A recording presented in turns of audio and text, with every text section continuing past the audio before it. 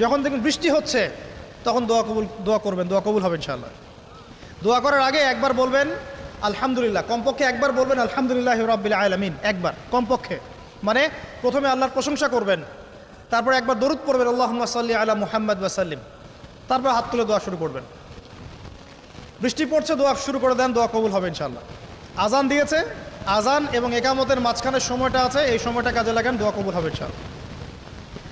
নামাজে দাঁড়িয়েছেন, সেজদায় গিয়েছেন, সেজদায় দোয়া করেন, দোয়া কবুল হবে ইনশাআল্লাহ। প্রশ্ন করে অনেকে যে ভাই সেজদায় কি বাংলায় দোয়া করা যাবে? হ্যাঁ যাবে, যদি আপনার নামাজটা নফল নামাজ হয়। কোন নামাজ হয়?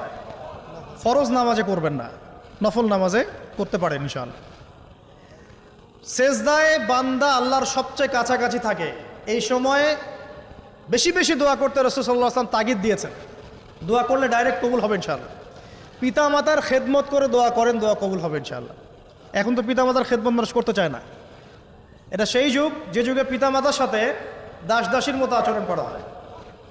সন্তানরা ভুলে গেছো তোমরা যে তোমরাও একদিন পিতামাতা হবা। আমরাও কিন্তু একদিন পিতামাতা হব।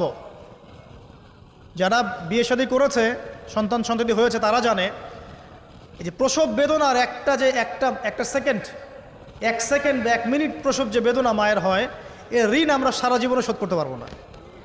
পারবেন? এই কারণেই মায়ের পায়ে নিচ জান্নাতের কথা বলা আছে।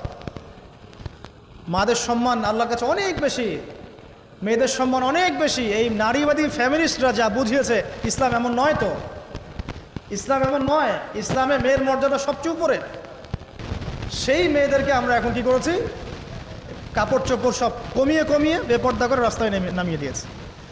যদি একটা মানুষ নিজের সম্মান না বোঝে, তাকে সম্মান কেউ দিতে পারে? নিজেকে চিনতে শিখুন। আমাদের সম্মান আল্লাহর কাছে অনেক বেশি।